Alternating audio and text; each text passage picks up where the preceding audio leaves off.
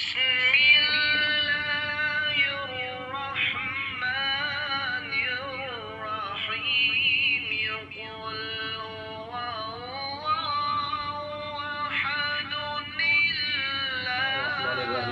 صلی علی محمد وعلی محمد وعجل فرجہم۔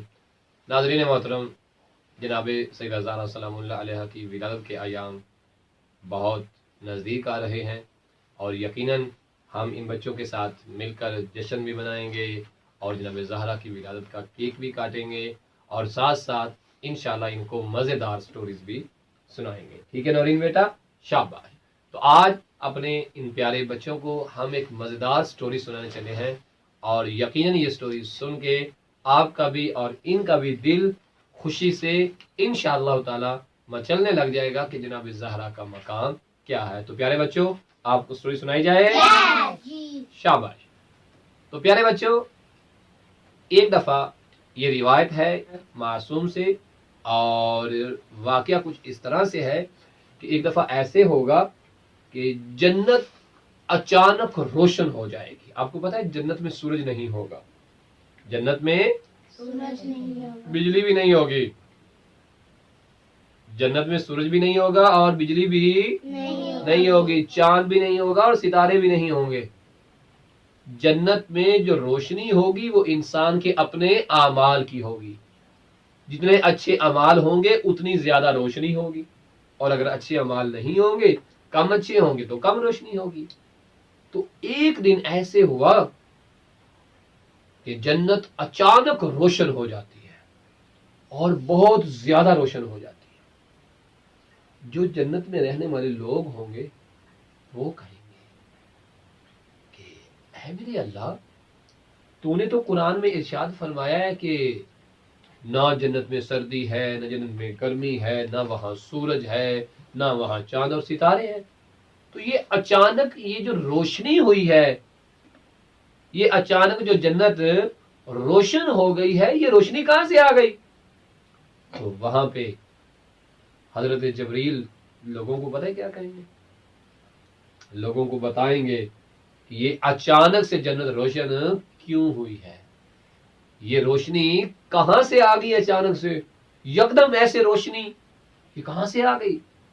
تو وہاں پہ جناب جبریل فرمائیں گے کہ اے جنت والو، اے اہل جنت، اے جنت میں رہنے والو، یہ جو اچانک سے روشنی آئی ہے نا، یہ چاند کی روشنی نہیں ہے، یہ سورج کی روشنی نہیں ہے، یہ بلب کی روشنی نہیں ہے۔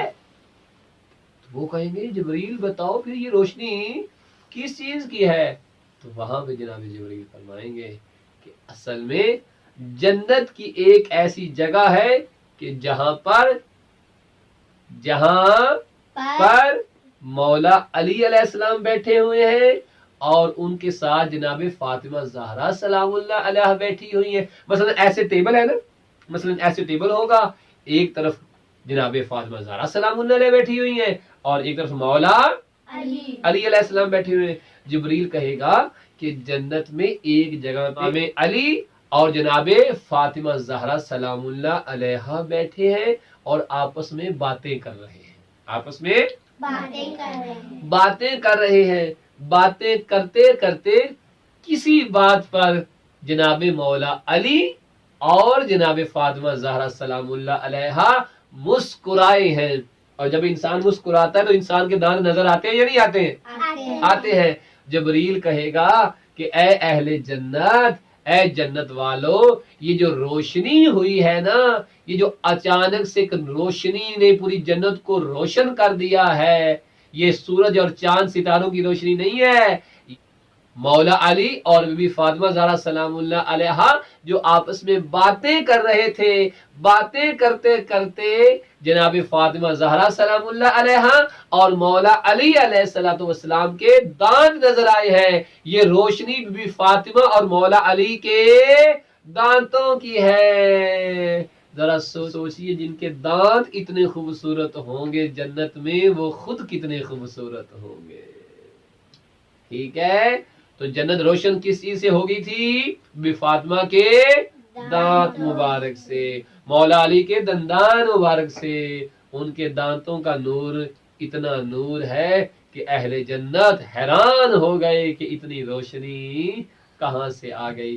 اس لیے جب ہم جنت میں جائیں گے تو وہاں ہم جناب زہرا کے نور کی بھی زیارت کریں گے، مولا علی کے نور کی بھی زیارت کریں گے، لیکن اس شرط کے ساتھ کہ دنیا میں ہم مولا علی سے محبت کرنے والے ہوں، دنیا میں ہم جناب زہرا سے محبت کرنے والے ہوں، اور فقط محبت نہیں بلکہ جنہوں نے بی بی فاطمہ پہ ظلم کیا تھا ان پہ لعنت بھی کرنے والے ہوں۔ تو آپ جنت میں جانا چاہتے ہیں؟ بی بی فاطمہ زہرا سلام اللہ علیہ کی زیارت کرنا چاہتے ہیں؟ تو آئیے مل کے جناب فاطمہ زہرا سلام اللہ علیہ پہ صلوات پڑھتے ہیں۔ صلی اللہ علیہ کے یا فاطمہ زہرا، صلی اللہ علیہ کے یا فاطمہ زہرا۔ اور اس کے بعد یہ تو محبت ہو گئی، اب اس کے بعد ہم بی بی فاطمہ زہرا کے دشمن پہ کریں گے لعنت، لعنت، دشمن جناب زہرا پہ لعنت بے شمار۔